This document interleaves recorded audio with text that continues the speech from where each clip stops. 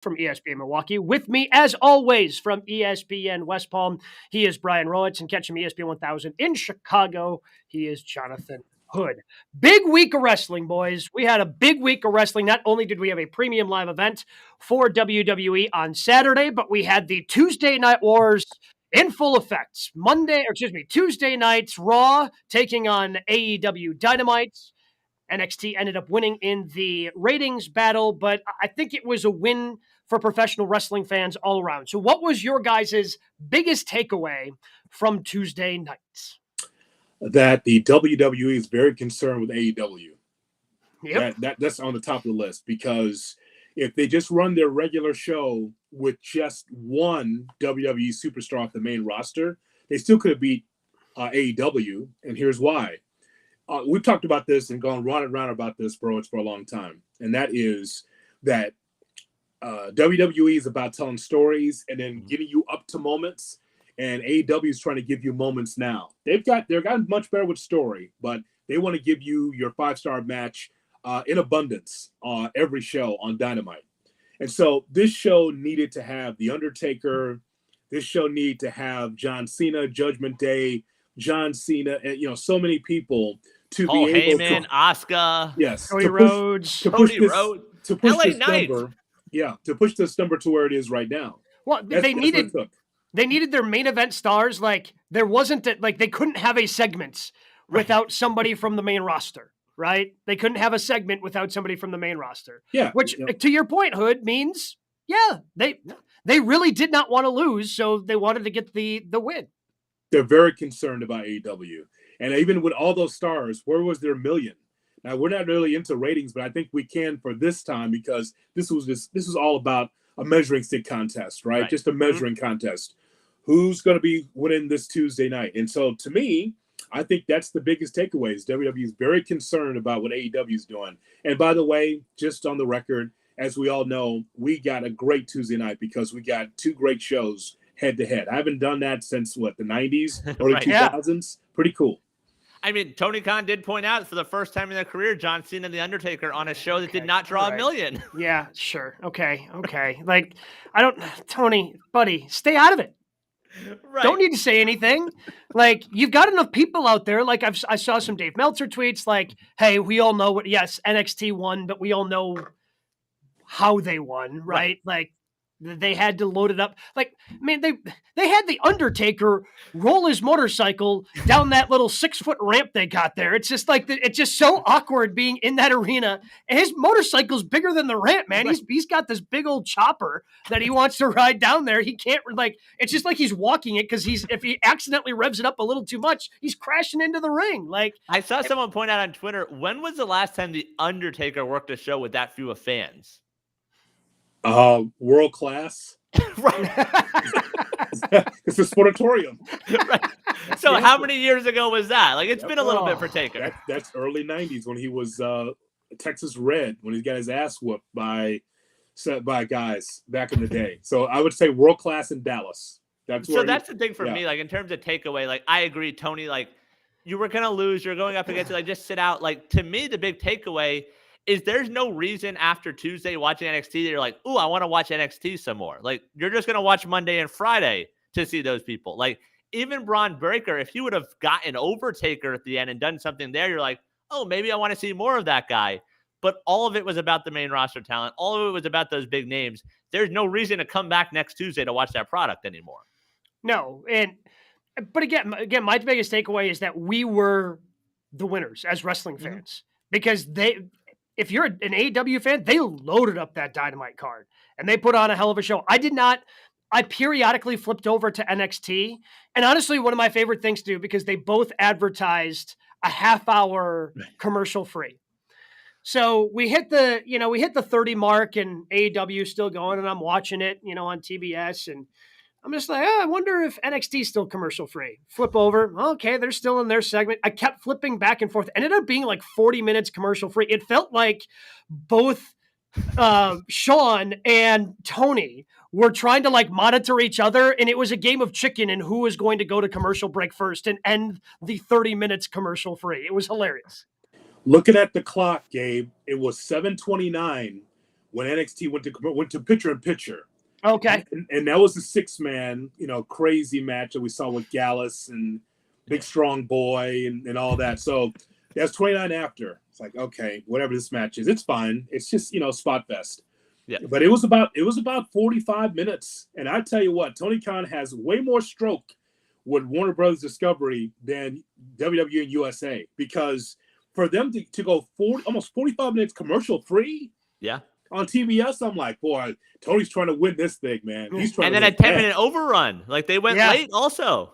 Had a 10-minute overrun. Yeah. Very, very late. Almost 15 minutes overrun. It was. Yeah. I looked at the clock. It was like 9:15 when they signed off. And the other odd part, like looking at the numbers, like from a rating break point, and maybe it's a coincidence. So the only quarter hour won by AEW, 8:30 to 8:45 Eastern.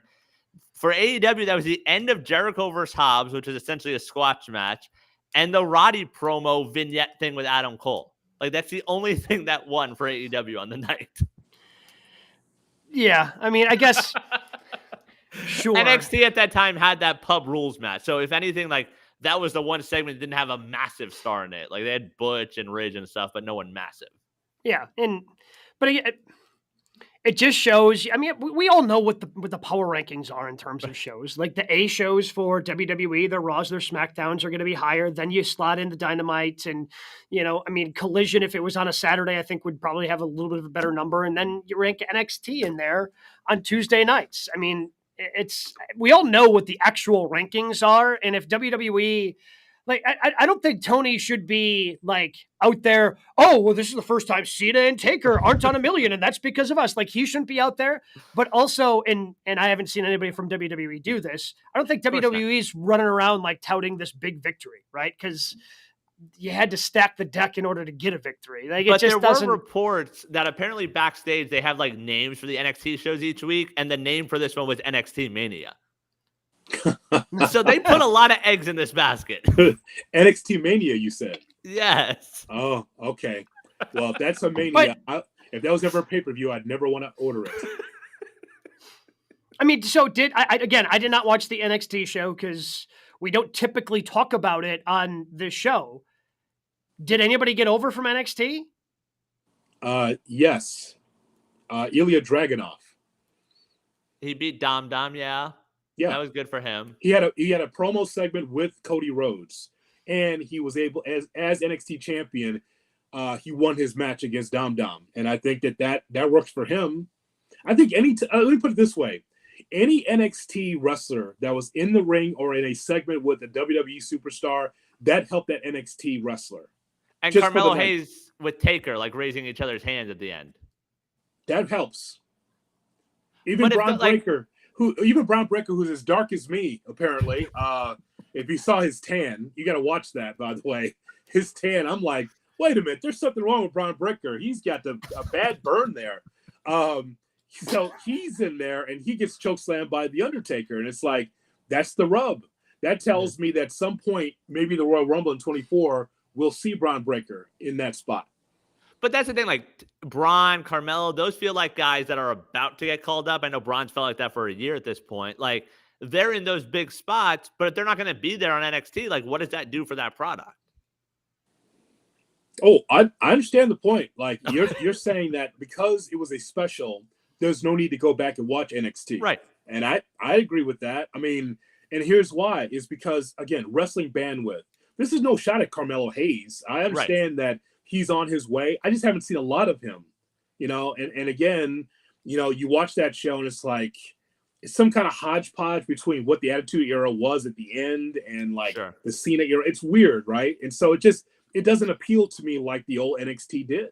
Well, and with the old NXT, with the black and gold brand, like it was still, for the longest time, it was like the wrestling fan's secret. Like, oh, right. Like you were in the club if you had mentioned NXT TakeOver, like if you were out and about and you were just talking, oh, you like pro wrestling? Yeah. Oh, did you see the NXT show? If they said no, you're like, no, okay, no, you're not. No, you're not in. I'm in. I know what I'm doing.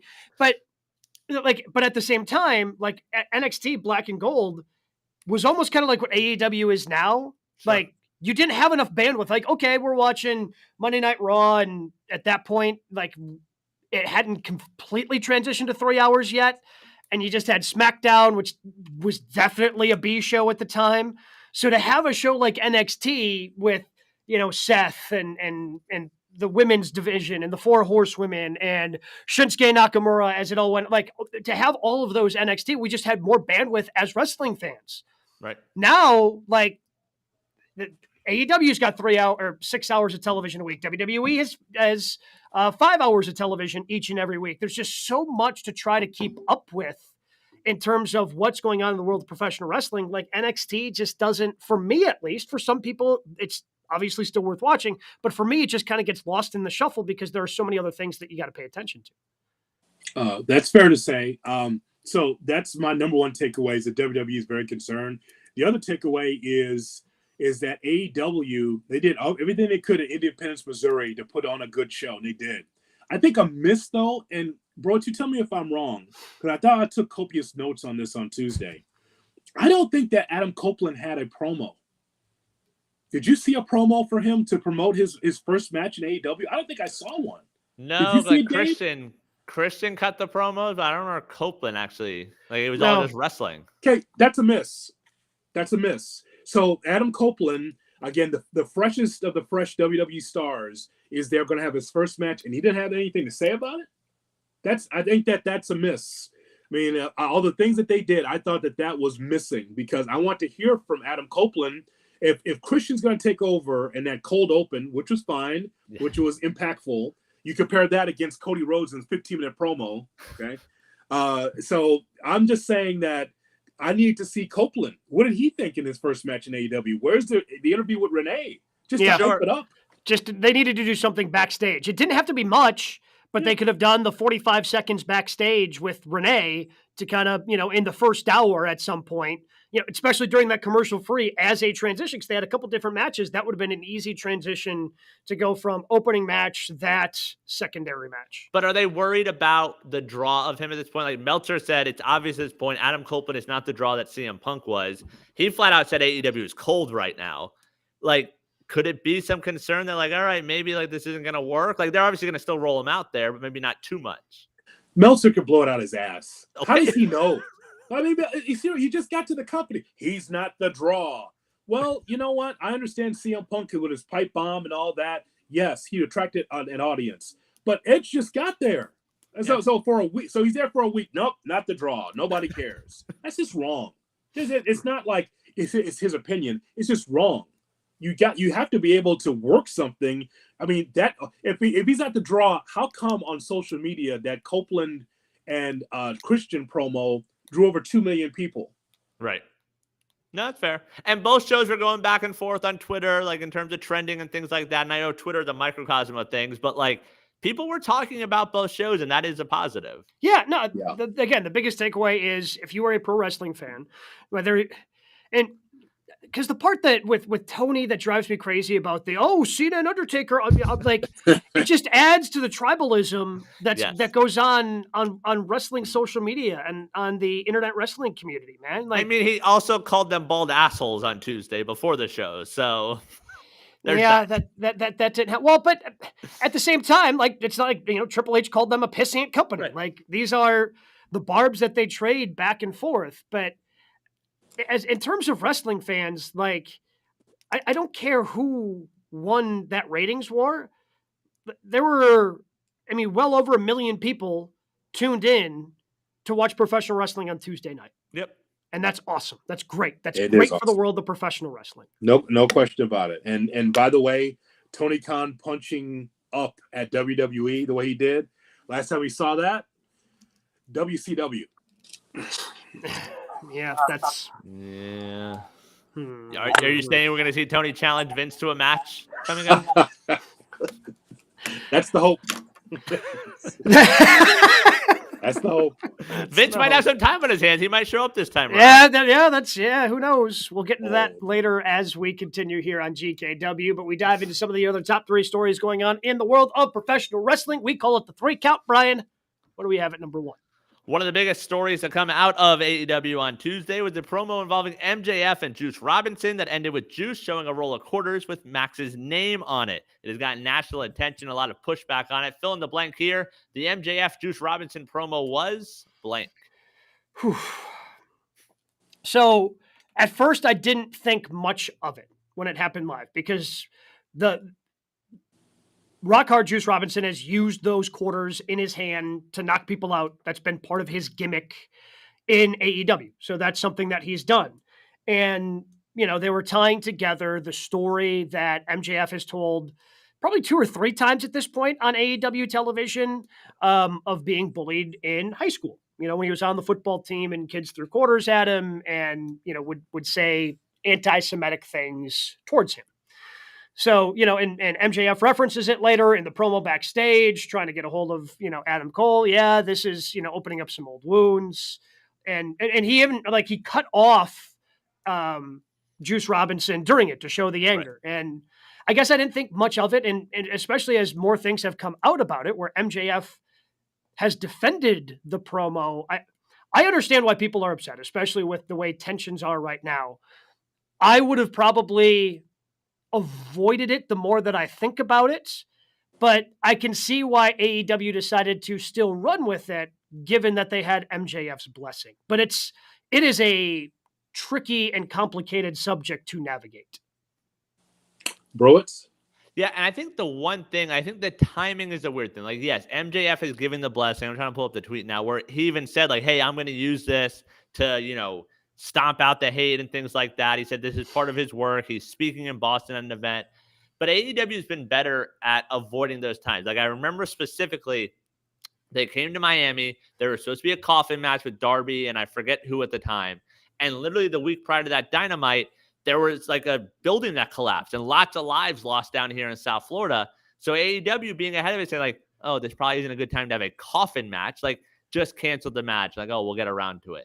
So with all this stuff going on in the world, it felt like weird timing. And also with it being Juice, I agree that wrestling is our escape. We don't want to talk about this stuff. If that was Jay White cutting it, I almost would have been more okay with it. But Juice, who's been borderline comedy the last month or so, like, for him to go there, it just felt like a low blow and sort of unnecessary. Okay, so, you know, I think that there's a couple of signs that I know where MJF's going with this, because clearly this is his blessing. Mm-hmm. The roll of quarters that says Friedman on it. Notice it didn't say MJF, it says Friedman. Right. And there's a reason why for that is because this is not the first time. It's 2 times on the air that MJF has talked about as a high school student. People that were not Jewish were throwing quarters at him, pick up the quarters. Right. And obviously it's a trigger for him. And he's talked about it also in print. And so, yes, I'm sure MJF said, let's do this because it makes me more of a babyface. But it's another example of Tony Khan not knowing how to say no to talent. Yeah. Now, listen, race, religion, and wrestling have been part of the business forever. Mm-hmm. You know, I was remembering the story of Lex Luger taking on Ron Simmons for the WCW Championship. This is 1991. And Luger told Ron Simmons that, hey, you know what? If this whole thing doesn't work out with you beating me for the championship, I can use a driver. And so you could drive for me, you could pick up my luggage. And of course, that was kind of like the Bill Watts way out of the times. It's 1991 they're doing this, okay? This is not 1971, 91. But this is how Bill Watts thought as the promoter, because he just thought black and white equals green. And so we'll just do that. And we've seen this in wrestling for a long time, guys. I'm just telling you, like, I know what's happening. At least I'm watching the news, what's happening at Gaza and with Israel and the Palestinians. And I just think that it's best that you leave it out. You can tell a story without using that as a storyline. Yeah. If there's a problem that Juice Robinson has with MJF, it was just a match. Do you need that as a storyline? Clearly, MJF feels like I can be able to tell a story with this, but is it necessary? And let me ask you this: were either one of you offended? No. So, like I said, at the moment, I didn't even think about it until MJF cut him off. You know, and then I was kind of remembering some of the past stories that MJF, and then again he referenced it, just because like the first thing I thought was, again, like that's been a part of the Juice Robinson character. Like he has won some matches by somebody hands him the roll of quarters, and Taz has explained on commentary why the roll of quarters in his hand it makes it heavier, and all those different things that make it such a lethal thing to do when you're in the ring. So it's just been such a part of his character. I did not think of it, and that's honestly could just be on me for just getting lost in the moment of professional wrestling, not thinking about the things that are going on at large across the world, the larger picture that's going on. Yeah.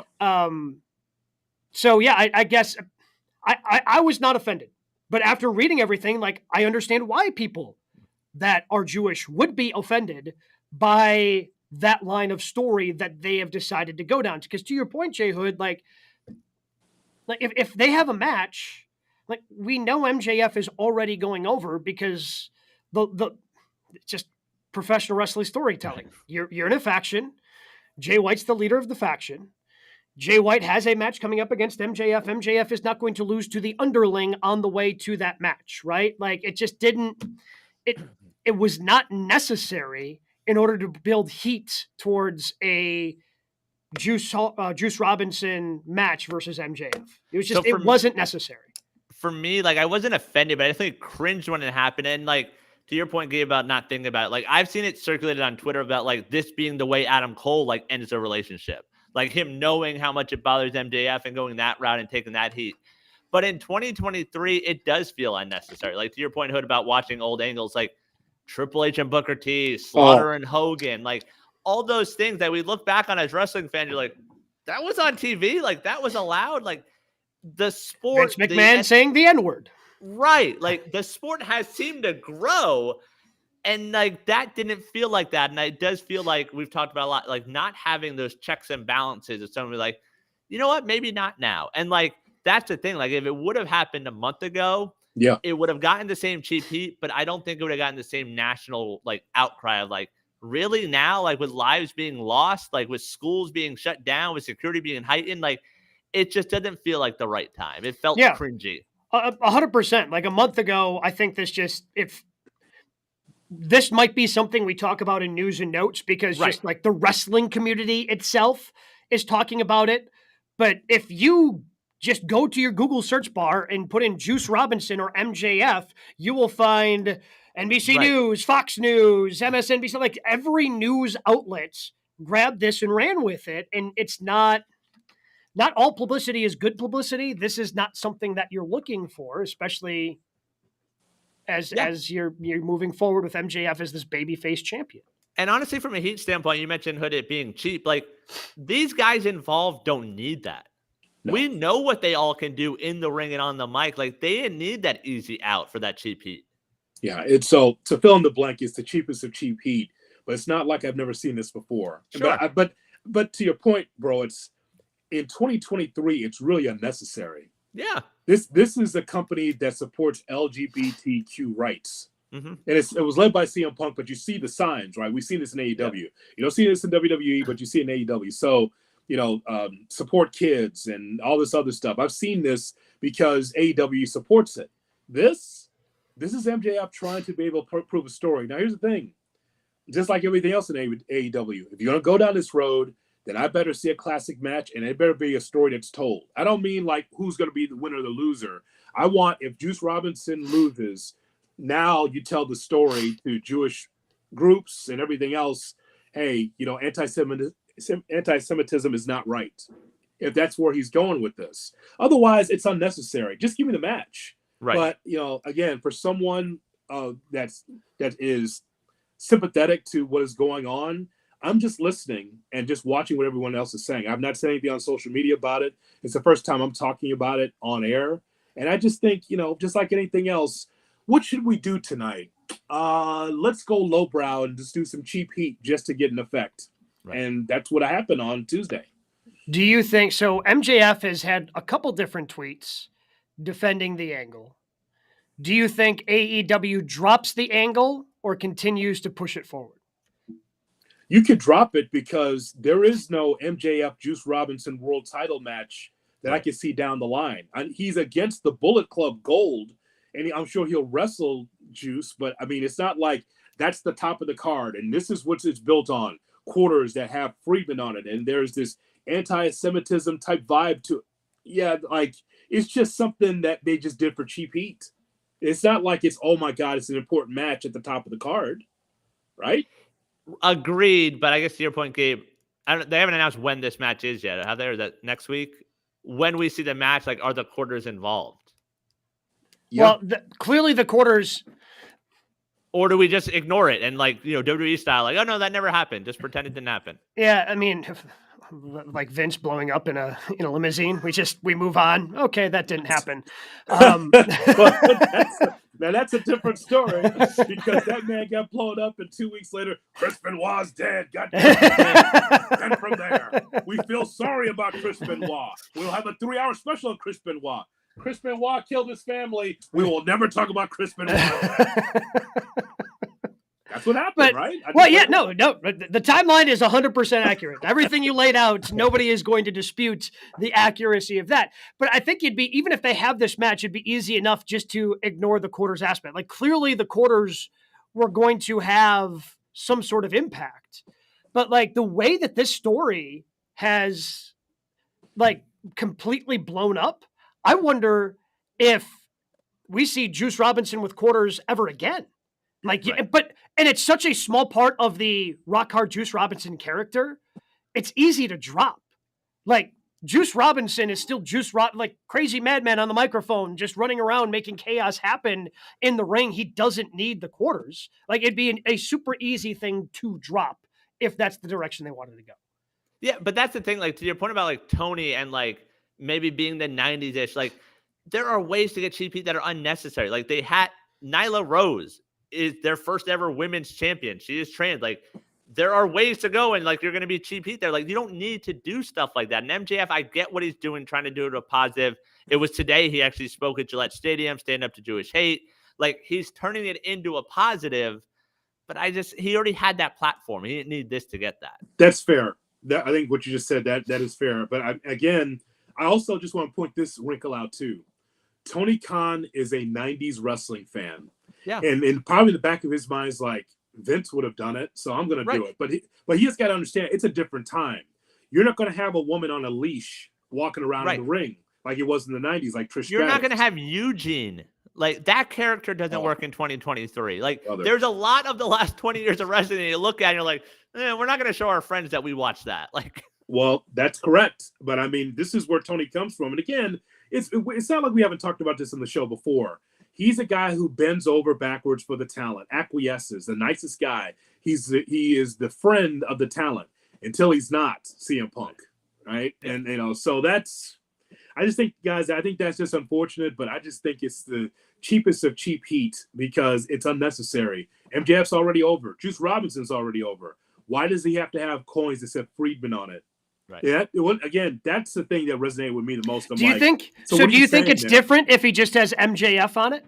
No, the coins say something, but I'm just adding on because it said, who else calls him Friedman? Nobody in the company calls him Friedman. I think that adds on to it, I believe. And that's the thing. Like, I thought that was part of the comedy. Like, when he opened that promo calling him Friedman, I thought it was like, oh, that funny Juice Robinson. Like, I took it that way at first. And then he pulled it out. I was like, oh, that's where we're going here. It's unnecessary. Yeah. And you got heat for the wrong reason. Instead of, hey, look how great AEW is. This has already been a crazy year. Yeah. Great attendance in the UK and then to this. Okay. Yeah. Brian, what do we have at number 2 this week? This past week in wrestling saw plenty of title changes. 4 to be exact. Saturday, we saw a pair of them at Fastlane. Cody Rhodes and Jey Uso beat Judgment Day to become the undisputed tag titles. Also on Saturday, at Collision, Ricky Starks and Big Bill knock off FTR to become the AEW tag champions. Then on Tuesday, Dynamite, Orange Cassidy regains his international title, beating Rey Fenix, and Shida beat Saraya to win the AEW women's title. Which title change was the biggest surprise of the week? Okay, so it's not the Orange Cassidy one. Like, I think that, again, a little surprising, but I think there were some reports out there that Rey Fenix has kind of been beat up and Like it also, John Moxley wasn't originally supposed to lose his championship. So when that match was announced and originally supposed to be Moxley, I assumed Mox was going to win it. So I don't know if Ray's taken some time off to heal up, what the issue is. So that was the least surprising. Well, on that real quick pivot, I've seen some tweets that Orange a little different when he wins the belt, like maybe a little obsessed with the belt and a possible character change. Would you be okay with that? I would be okay with it. I don't know if the bottom line for AEW would be okay with it. Okay. He was different when he won the championship. He was staring at it, and it was a more focused Orange Cassidy than we've ever seen, for whatever reason, which tells me that it is changing. So the whole thing, just quickly with Moxley, AEW just doesn't tell the story, man. The buy-in at the very last second of the buy-in. By the way, John Moxley isn't cleared. So long, everybody. Here we go. AEW Dynamite. What? He's not cleared? They didn't say that on the TV. They didn't say that. They snuck that in. That's not even on social media that he wasn't cleared. That you got to explain that story. I'm just telling you, you got to explain it.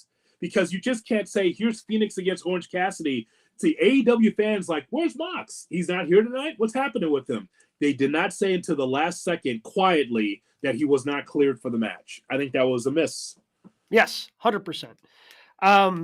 But the other three were still really surprising.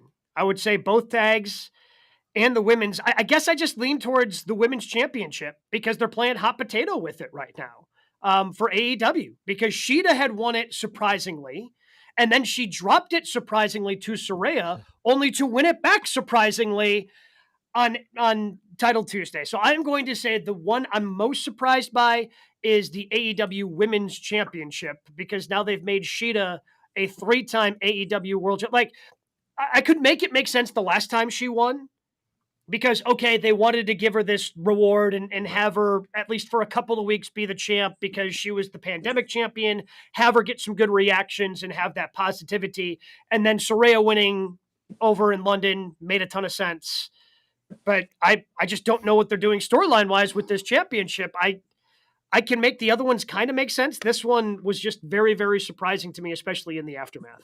Okay, so not to change the question, Broitz, but I could say two things.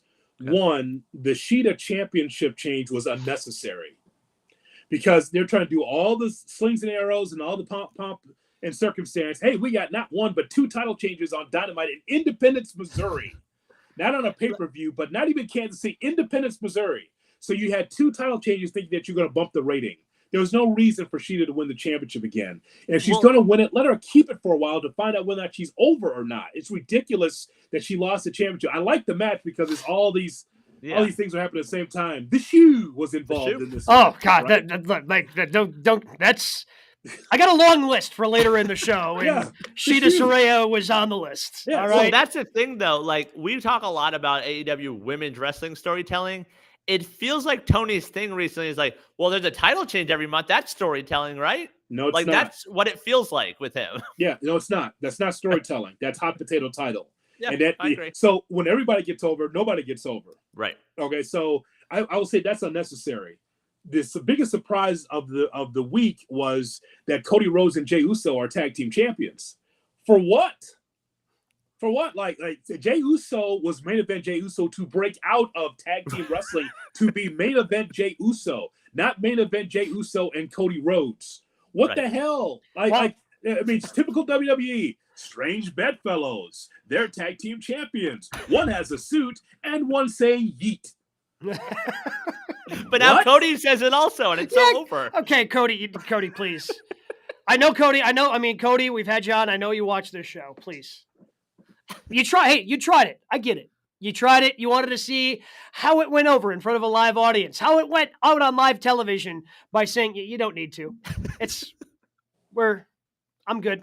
You don't need to do it there, Codes. I mean, so what is, okay, again, the strange bedfellows, right? It's like, okay, let the Judgment Day cook. While you're trying to figure out what's happening next with the Bloodline, here's the next best thing, the Judgment Day. Take the championships off of those guys. Why? Why does Cody Rhodes need a tag team championship? And thank God for Michael Cole. I was about to say, I'm glad that Cole got in the ring and asked the question because it throws everything off. I'm not sure who the journalist is of our time, Gabe, but whoever that is, that might be Michael Cole with these in-ring interviews. the difficult question. I mean, and the follow-up. Well, My God, it used to be mean, like Ted Koppel, Dan Rather, Peter Jennings. I think it's Michael Cole now. Well, I mean, the last couple of weeks he's got in, he's cooked Seth Rollins, and now he's cooking Cody Rhodes. Like, he's getting in there and just grilling these guys with the tough questions we're all wanting to know. I mean, so for me, I think this sort of speaks to the question, like, it's FTR dropping to Starks and Big Bill. It's like, with no build, was the match even announced beforehand? Like, it was just like, oh, hey, we're having this match, and now FTR dropped the tag belts. Like, what? And then the reports are like, oh, yeah, the Cash is hurt. And now the reports are like, no, he's not hurt. This was their idea. Like, how does that make sense? Hey, I'm just happy. I'm happy for Bill, man. Like, I feel like Bill was on such a big losing streak. And Ricky getting that moment, like, all of that is great.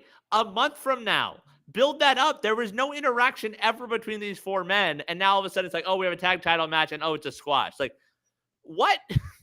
Yeah, you needed to build to that. Clip this. This might be the greatest question in the history of GKW. I mean, honestly, because I think everybody on here is right. No, like, I mean, we can debate it, but I think everybody. So here's why Browitz is right also.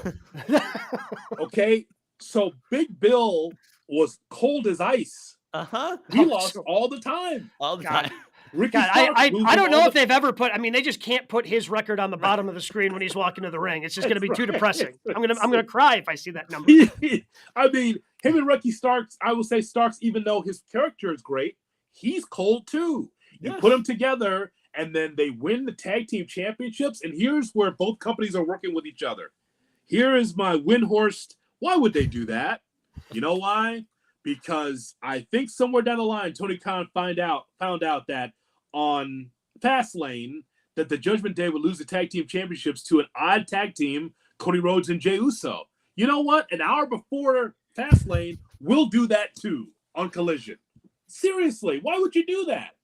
Why would you do by that? the way, Gabe, according to AEW's website, in 2023, Big Bill 14-15 overall. That's a lie. Yeah. That's a lie. Well, he wins on Rampage, I'm sure. They're like, no one's seeing. Wait, was he on before they got rid of Dark and Elevation? Did he just rack up a bunch of wins there? He was like 14-0, 9-8 tag teams, 0-2 trios. Oh, that could be. There could be some Dark Elevation wins there that we didn't see. Yeah, I think that's what's going on. Taking some of those OVW guys out on Dark and Elevation. We just never saw it. That is the greatest question. Yes, all that is right. All of it. Why is it happening? Yeah, I guess it doesn't. And to Brian's point, like, I think you could have made that such a bigger moment. Yes. Like, even if you did did off it for those guys, even if you didn't do it on Full Gear because you want the Young Bucks won the opportunity, so you want the Bucks to be fighting for the tag team championships. I forgot about that at Full Gear. Right, because the Bucks are because that's the other wild part about this whole thing is the Bucks are the number one contenders. They're the number one contenders, got jumped in line, and then those guys won. And that could have been Orange and Hook, and they could have gotten that opportunity, and Orange could have gotten the tag titles instead. Yeah. The key to what you said, bro, is that neither one of the members of FTR is hurt. I can understand if there was an injury. That's how you do it, right? That match was short. Was that less than 6 minutes? It was, and Dax took it all. He was 100% a squash. And no injury. No. I read the same thing. Like, so why would you change the titles? Only because you want to react to Cody and Uso later on in the night? And yeah, I think there was some theory floating out there that maybe this was a punishment because of the court case going on with Cash as he was dealing. You know, they were worried about that around the London show with All In and all that. But apparently, at any other point. But that was exactly that rumor was like thrown out the window just as quick. Then Aussie Open should have won at the pay-per-view and given those guys the opportunity. That's right. That's exactly right. Give it to a real tag team. Right. A real tag team, not this makeshift bullshit of Ricky Starks and Big Bill. Wait, so we every don't. Night? Wait, so every major tag team that we see on television every week is a misfit tag team. Because the ROH tag titles are MJF and Adam Cole. The AEW World Tag Team Champions are now Big Bill and Ricky Starks. And then we've got Jey Uso and Cody Rhodes as your undisputed tag team champions in WWE. That's correct. But you couldn't Quick, give who are a the title Impact match. Tag Champs? You couldn't put the titles on the Workhorsemen? Jesus Christ. The Workhorsemen. What about my guy Vincent and the big guy? How come he can't? Yeah, how come he can't they put could've titles won. on them? Dig what I'm saying?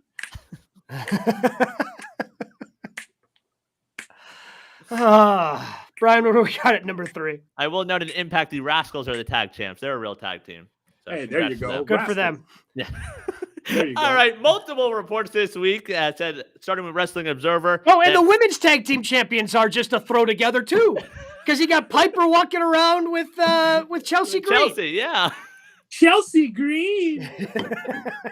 And then and of course the way that was done, that because that's good TV. Yeah. Piper just comes in and is like, yeah, I'm going to be your tag team champion now. What? Better. I'm going to go off script here. Better character work, Chelsea Green or Tony Storm right now? Ooh. Because I enjoy the hell out of both those characters. Yeah. It's Tony Storm. It's Tony, yeah. But it's close, though. It It's is. close. Yeah. We got silent films out of Tony. How brilliant. Absolutely brilliant. Right? To put the silent film on during the picture-in-picture. Like, oh, just... Tony, you're doing some great work. People were pissed on Tuesday, and I had to explain this. Tuesday night, people was like, I don't understand. How come it's in picture-in-picture? It's a silent film. Imagine if it was there on a full screen for 4 minutes. People would have said, TBS and their audio problems. This ain't right for a third straight week. It's a silent film. Could you imagine full screen 4 minutes of her riding a bike with no sound? Stop. Idiots. Like, but it's the first time I've actually been interested in watching what's going on in picture-in-picture. Yes. She's so fine, and she's so smart, God. and she's doing something that no one else is doing, and she's so unique, and it's so much fun. When she won that match against, I think, Kira Hogan on Collision, and then Yes. she's acting like she just won an award, and there's just shock on her face. Like, oh, me? I won? Well, also look it up on social. I think there was a night she handed out like scripts to the crowd. And Yes. it's the whole thing, like scene said, like she comes out, like adoration, and this, like it's the whole thing, like Yes. every part of it. Threw it to break again on Collision on Yes. Saturday night. Just I mean, there's some merch there for Tony Storm she wants, and she can give Like- out scripts. Right. I know WWE and AEW, they've never won any sort of Emmy. Tony should at least be nominated. Yeah, with the work I'm she's good with doing. that. That's all I'm saying. Brother, we should do a show like that, a segment on that, like 4 categories for Emmy. So it's like the Bloodline, Tony Storm, Yeah. Chelsea Green, and like somebody else, and just who gets the Emmy. It's deserved. Michael Cole said that on McAfee. He goes, if anything else, wrestling deserves Emmys. How much we're putting time in 365, 24/7 and writing this shit. Like we should get an Emmy for this stuff. You know what? Mike's right. Agreed. He's right.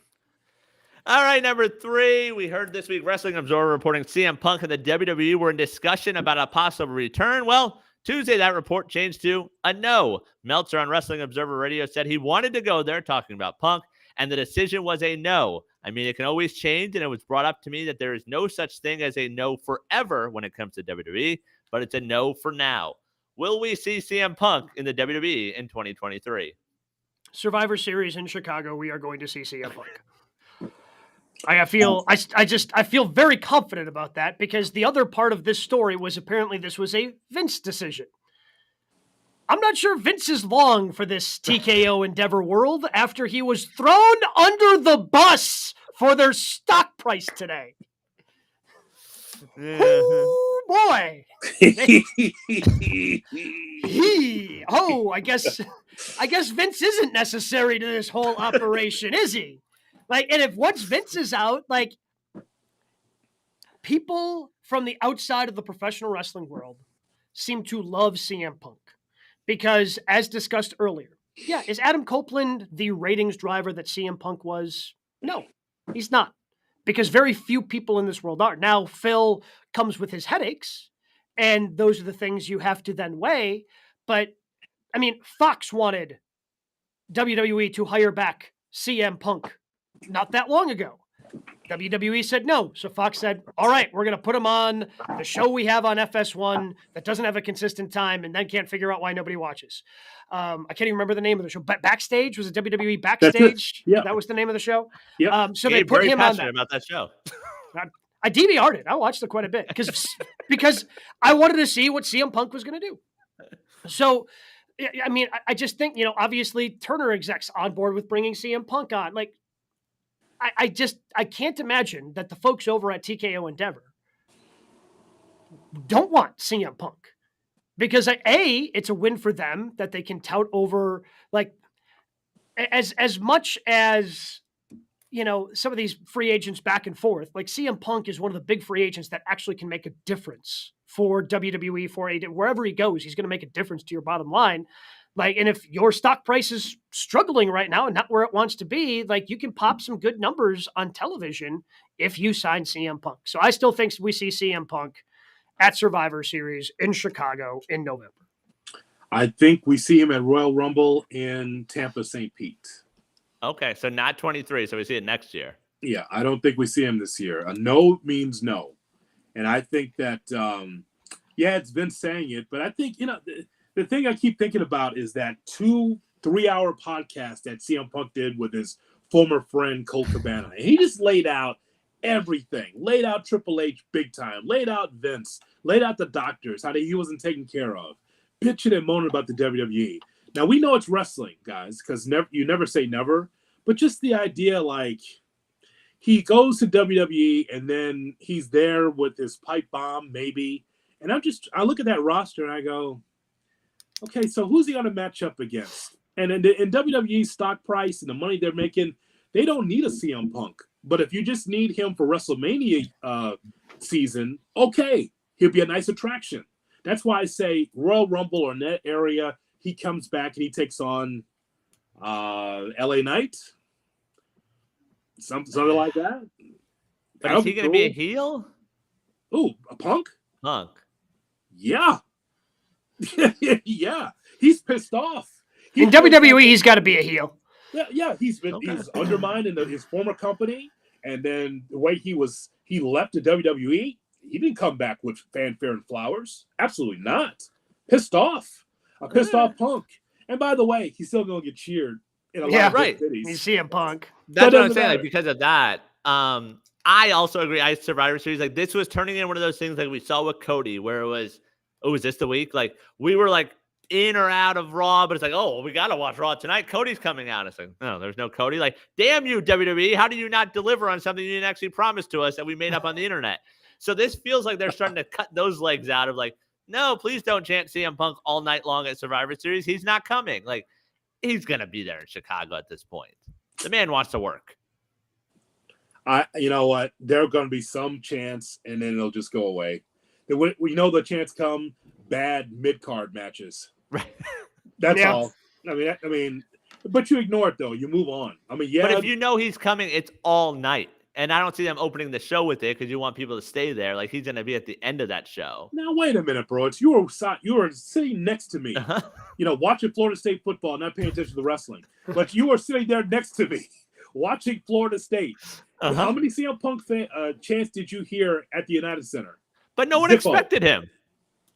No, but Tony addressed it. He told it. The man was threatened. He couldn't be there. His life was in danger. Okay. Yes, I heard that on Libertard. He said it again. But the point is, though, is that people still invested. People are still invested in Punk, right? I mean, he was away for 7-8 years and people still chanting CM Punk. People still care. That's the thing. Like, it's been 9 years since he's been in WWE, and I do think there is something in that WWE bubble. Like, there are fans that probably don't realize what's going on with CM Punk, that know the name. There will be some that don't even recognize him when he shows up there, but it still will be a name. It still will be a headline, and I think it'll be a feather in the cap of Triple H saying, like, I can work with this guy. Like, Tony, he's too pissant of a company. He can't work with Punk. I can make it work. I don't expect him that soon, like next month. That's what we're saying. But right. Punk and next. Now, by the way, just so we know, so we're clear, Gabe, Brian, is his non-compete up by that time? By Thanksgiving? That was so if you get fired for a cause, is there still a non-compete? I don't know the answer to that. Because I mean, because part of the reason, right, like you have that 90-day window is because you're still being paid, like you get let go or Right. whatever. You're still being paid by WWE for that 60 or 90 days. From my understanding, I could be way off on that, but that was always been my understanding is that you're being paid during that time period. And then it, okay, we're not paying you anymore. You're released from your contract. Go do whatever. If you get fired for cause, I can't imagine that anything is going to be sticking in that, right? Like I can't imagine there's a non-compete, but Well, it was Labor Day weekend, so 90 days is early December. yeah. So I mean, if it was 90 days, yeah, I don't know what it is. I will say that, to back January- up your point, Hood, like doing Rumble and Mania, it's less time you have to worry about him being CM Punk. That's right. January, he's in the Rumble or around WrestleMania season. And again, who's LA Knight's big opponent here? I mean, teaming with John Cena, does it elevate LA Knight? Kind of. But then as far as the singles, what's his big opponent on this roster? Oh, see, that's where you're not thinking. Again, LA Knight, John Cena, tag team champions. Now we're cooking. Now we got something going. Wow. Now we got a stew going. Yeah. No. Roman? Out on LA that? Knight Roman? How about that? More strange bedfellows. Oh, boy. At least they're getting along, bedfellows, as opposed to they hate each other and then can they coexist? So they've evolved a little bit with storylines. Okay, so then they break up. They become a tag team. They break up, and Cena crushes LA Knight. So then now LA Knight's Austin Theory. Congratulations. Man, okay. So I haven't thought about LA Knight WrestleMania opponent. Could he? Is he the one? Is he the one? I just gave to end the bloodline. Who? To do what? LA Knight. To do what? End the bloodline. You mean like Roman? Yeah. You mean win the title? No, you don't mean that's. No, I don't. I'm just spitballing. I thought we were having a brainstorm. No bad ideas in a brainstorm type situation. No, I understand. No, I'm just trying to figure out like. I mean, I'll throw out. I don't know. Does a special referee on NXT become that guy to break up the bloodline? Because that's what he was, a special guest referee on NXT with his Timberlands. His Timberlands. I'm done. Well, here's an idea. The other title. Priest cashes in. Damian Priest is the champion. Priest versus Knight for that title at Mania. But Knight's got to beat Roman first, right? Just wins them all. Yeah. Oh, so God. I guess it depends if the upward trajectory for LA Knight continues, he's got to be fighting for one. If it continues on the fever pace that we're going on, by the time we get to Mania, if the train is still rolling, he's got to be fighting for one of the main titles. You mean like Seth's? Yes. That's what I'm saying. Priest has that title. Priest cashes in. The title. So Priest beats Seth. Yep. And then LA Knight beats Priest. Yes. At WrestleMania. Yes. At Wrestle. Okay. I can go with that. I mean, I also don't have confidence that he's going to be this over come Mania time. Oh, LA Knight? Yes, because they're going to forget about him. Like, there are going to be weeks where they forget to book him. Like, oh, yeah, people like that guy. When we talk to him next, say it to his face. You won't be over as much once we get to No fault of his. I'm just saying, the backstage. You tell it to his face. You're the provocateur. You go ahead. You're the one. You pick at him. Tell him, like, you know what? I mean, you cooled off, haven't you? You kind of cooled off, haven't you, LA Knight? I mean, you used to have 4 of the top 5 merchandise. Right. Now you only have 3 of the top 5. Like he wasn't the NXT GM. That like only the special ref, not the GM. Like, I don't know. I like that angle that you come up with Priest becoming the champion. I think that's cool because clearly Knock can't do it. Okay, so he's had 2 chances and 2 great matches, and that'll be all for Shinsuke Nakamura. That'll be all. So since he's senior Money in the Bank, he should cash it in. Yes. Well, and they started teasing already on Monday Night Raw that he was ready to cash in. So I think at least while he's been walking around with the briefcase, he hasn't really been a threat yet. But I think they're starting to bring us into the forefront of, hey, keep this in mind. This guy is lingering going forward. And just remember, there are no leaders in the Judgment Day. They're all leaders. Right. That's what Mommy told us, Yeah. which is unique, by the way, because it makes it totally different than Roman and his group. Well, yeah, she's the leader. She's the leader. Yeah. Well, that's not what I mean, she said that there's when you're the leader and you're trying to make everybody happy, you try to make it seem like they all have a say. But I mean, really in the backstage of the interview with Ricochet, we saw it wasn't Priest, it wasn't Finn, it wasn't Dom Dom, it was Rhea who was talking to Drew McIntyre about something. Yep. That's so funny. I thought Dom Dom was the leader. Okay, I guess I was wrong. I mean, he's got the most heat, so I understand why you would think that.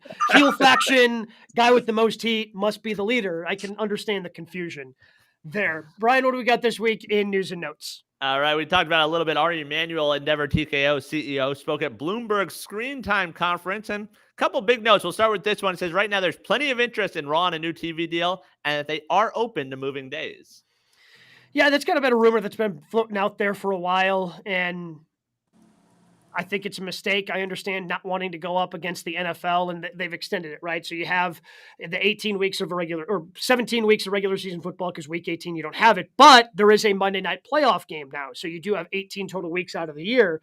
But then pro wrestling's still on the rest of the year on Monday nights. I think it's a mistake if they move off of Monday night. So how about this as a switch, though, Gabe? So if Monday Night Raw is never going to be on Mondays again, and it moves to Tuesdays or Wednesdays, then AEW's got to move, right? They got to move into that empty slot. Do you do it with Dynamite or Collision? Collision. You move it move the Saturday. Move the Saturday show to Monday. Now you got two shows somewhere between Monday and Friday, like a Monday show and a Wednesday show, and that'll be better off for the company, because if you want to go live, Broets, you have a Monday night Collision show, Tuesday travel, Wednesday whatever the next town is. Right. It's Wisconsin. It's Milwaukee and Green Bay in the same week, right? In Florida, in Miami, we'll do James L. Knight Center, Miami, and we'll go up to Tampa and do a show there. And by the way, half the talent would love that, because half the talent lives in Florida, so they'd love that. So I think that works. Chicago, Milwaukee, same thing, right? But so I think they want to do that, because Wednesday night Dynamite. Okay, guys, go home Thursday, Friday, travel Friday or either Saturday morning to come into. That's tough. Sure. You're ready to get it done in within 3 days, and then they can have the rest of the week off. That's how you should do it. I think that works. Yes, but I think that's interesting. The other angle on Ari Emanuel, though, there's more, is there not? That there is. He was addressing the TKO stock price, named 3 reasons as why it possibly dropping. One of them, Vince McMahon. Oh, boy, they got him hook, line, and sinker, didn't they? Vince, we need you. Hey, man, you know wrestling. Well, goddamn, I do. Yeah, you could just be able to just take care of WWE. It's going to be great, man. What a great partnership. Well, are you the boss? Oh, no. I mean, it's a partnership. Boom. Yeah. They're putting that old man out of his misery to the point where we don't even hear from Vince the last month, as if he's not calling in, making changes anymore.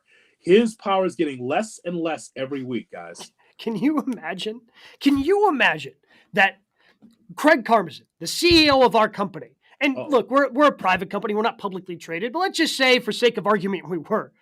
And, our stock's not performing well. Hey, why do you think that your stock's not performing well? Well, Gabe Neitzel. Excuse me? What? If that's the reason, like, Vince ain't long for this world, my friends. Like, if you are giving 3 reasons why your stock is not performing the way it should, and you list a singular person, to me, that's an easy fix. You just get rid of that singular person. It was in the same breath as Saudi Arabia buying the PFL. Like, that was one of the other reasons. Holy cow. And by the way, Craig is that candid, he'd say it out loud. Right. Oh, yeah. 100%. Like, yes. I kind of think it's because of Pod Cena. Like, he'd say it out loud. It's like, what's that? Man. I mean, wow.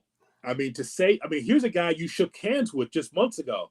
Yeah, our stock price tanked because of Vince and again, all of his allegations and all the stuff he's doing. So, They got him hook, line, and sinker. They just want the merger, and they want to take the power away from Vince. And so here it comes. Well, Really, and other reports is they seem to really like Hunter. Yep. So the next one, Mike Johnson, PW Insider, says there's a belief among WWE wrestlers that Triple H has been, quote, knighted by Endeavor. Quote, he's going to be the one driving 99.9% of the creative going forward, not Vince McMahon. You know how you can tell? A lot of Tegan Knox. Wrestling? Is that how you can tell? Yeah. Yeah. It turns out a good way to fill a 3-hour wrestling show. Believe it or not. It's wrestling. Wrestling. Wow. Johnny Gargano on our TVs? Is that how we can tell? We get a DIY. We get a Brian Pillman Jr. come like this looks like a different show. Oh, there's vignettes. Oh, there's vignettes to promote Becky Lynch's book about how she started in Ireland. That's how it was before when Vince left before. You remember this, right? Mm-hmm. More focus on the Intercontinental Championship and just matches and build, just like the UFC has done for years. Oh, you can tell Vince's fingerprints is off the product. Yep. Finally, in news and notes, Karrion Kross on Chris Van Vliet's podcast says the plan was for him and Bray Wyatt to face each other at WrestleMania 39. He added they had ideas going with Alexa, Scarlett, and Bo Dallas. Whew. Sure. Yeah, I guess that would have made sense. You have two supernatural-ish, esque characters, and I'd like to think that would have been a pretty good build, especially when you get Alexa involved and Scarlett. Yeah. Man, it makes just anything Bray Wyatt related. Just anytime I still see the name, I just get a little sad. Sure. It was the world was his oyster because he was unique. The reason why you miss him, and we all miss him, is because, for better or for worse, this was his creation. This didn't come from like a booking room or writing room. His imagination was out on to the television screens for us. The Bray Wyatt 2.0, it was confusing because I didn't see the direction. Maybe it was going to be good. Maybe it's not. It was just weird. It was more we saw more Wyndham Rotunda than we saw Bray Wyatt. We talked about it on the show. It was kind of bizarre. But I think that would have worked because that would have given Karrion Kross a really big push, which is really needed in this company. And probably would have been good for him just to get that experience around Bray. Mm-hmm. Well, and speaking of Bo Dallas, because he was Uncle Howdy, like I also saw a rumor this week that potentially they are going to try to pick it back up with Uncle Howdy taking over the Wyatt Six, which please don't. Please don't. Let it go. Don't do that. Don't. That's just, as you said, he had a unique mind for professional wrestling. And he was one of the few people who, obviously, Vince kind of let do his own thing with the Firefly Funhouse, and Vince didn't quite get what the Fiend was, which is why he had some of those weird finishes with the Fiend. But man, you can't try to take that man's vision and then try to execute it just because his brother was a part of it. Right. Agreed. All right, boys. A lot of decisions, a lot of tough decisions. What were your matches of the week? Okay, I just have to keep this down to 3 because I have 11 here. 2, 3, 4, 5. I had 6 written down. I had like 6 finalists that I had really narrowed it down to. You guys suck at following rules. I only wrote down 4. I was the closest to following the rules. You guys stink. Just so much wrestling, so much good wrestling. But so much good wrestling. Like that's what makes this exciting. I'll just condense it for brevity. Okay. Chris Jericho against Hobbs told a great story. I've never seen Chris Jericho squashed in his career. Never. This was so great for Hobbs, for him to power slam and do what he did to Chris Jericho. I thought that told a great story for Hobbs. If that doesn't elevate him, nothing will. Mm-hmm. Jericho laying flat and got smashed in that match. To add to that real quick, I rewound it because I thought they screwed up the finish. I was like, that's not how Jericho's losing, right? When did you see his shoulder up? No, I was like, he was supposed to kick out, right? Like, there's no way Jericho's going to lose like that to Hobbs the way they've treated him. Like, I was so confused. You know what? But you have me right. AEW officials are so bad. Right. Right. Right to think, hey, was there a shoulder up? Did I see some daylight? Nope. But that was a 1, 2, 3. But that's obviously a Jericho idea, right? Yeah. Like Jericho being cool with, hey, I think he sees what we have seen and been talking about for years with Hobbs. Like, how do you have that guy? You're not doing anything. And Jericho going, oh, I got an idea. He can squash me. And that's, yes. Well, yes, that technically I don't think is a tremendous match. I think that's a tremendous angle going forward for Hobbs. I just like that. Again, everything's not 5-star for me. Sometimes it's just like the psychology of it. Mm-hmm. I thought that was brilliant for Hobbs. Nakamura against Seth Rollins. The main event at Fastlane is on my list. Knox against Becky Lynch. Tegan Knox against Becky Lynch. Yep. And on the right side of the margin, I wrote down LA Knight against Uso. Now, there's a lot of other matches, but I know we don't have that time to go over all of my 11. So I just wrote those 3 plus 1 down. Okay, so I will touch on ones that you did not. Okay. So I will. I really enjoyed Shida versus Saraya. Again, shocked by the finish, but like everything that went into there, like Saraya taking that German, that slow motion, like deadlift German on the apron, like that was tough. And like, okay, good for her that she's comfortable in doing something like that. She's getting more and more comfortable in the ring. So the thing with Saraya is they've been keeping her special. They did not keep Bryan Danielson special, and I'm conflicted because he wrestled on Collision and Dynamite and put on bangers in both. So Danielson versus Kyle Fletcher on Collision was spectacular, and then Danielson versus Strickland on Dynamite was also spectacular. Oh, man. It was. That match also had Prince Nana's hairline. That's something you typically see. Very disappointed in that. I don't need to see your pants down to your ass, the crown's off, bad hairline, tight sweater. That's not Prince Nana. Keep your outfit on, pal. Terrible. A couple more I'll throw in that wasn't mentioned. I enjoyed the women's triple threat at Fastlane. Yep, Io, I had it Asuka, and written Charlotte. Mm-hmm. I thought that was good, despite the obvious, Charlotte missing the moonsault, which is part of a Charlotte match at this point. She just never hits that. And Eddie Kingston versus Suzuki. Like, that was just fun. Those guys going at it, then hugging after, then chopping again, and then Eddie flipping off RJ City and giving Renee a high five at the end of it. Like, just perfect Eddie Kingston selling a show. I love the deep dive into the buy-in. Checking out AEW. That's it was definitely. I was watching it. Yeah. Tell him where you were watching it, Brian. I was at my 7-year-old's flag football practice, watching on my phone, and also sort of started hiding it because I was like, "This is a little weird." If someone walks by and sees these two grown men just slapping each other and then hugging, so I was like, sort of discreetly watching it, but hell of a fun match. Of course. And this, you know what? And Brian's such a sicko. He's watching the buy-in from his kid's football practice. I'm not coaching. It's fine. He's got it. You know what? He's just very strange with this. No one travels and watches wrestling like this guy. I swear. We're sitting side by side watching a major pay-per-view in a major city, in a major building. Nope, Florida State's on. Top 5 team. We haven't had that in a while. I mean, we're watching Miro against Hobbs, and he stands up and says, touchdown. And everyone's looking around like, meat. What do you mean? That was the meat match. Touchdown. Touchdown? What the hell? No, we're watching meat. Meaty men slapping meat. It's 2023. We got to multitask. He's amazing with the multitasking. For wrestling, when you need your full attention, Florida State. I'm good. I'm glad we touched on, I think, the 6 that I had written down. We touched on all 6 of them, so I'm glad we did that. Yeah. We're very, very eclectic today. Didn't really try to double up on too much. And look, again, like we're on a hot streak, I feel. Yeah. I feel like the wrestling's been great. The shows have been spectacular. We continue more builds going forward. We won't have a pay-per-view or a premium live event, but I'm sure we're still going to have some great shows to talk about next week right here on G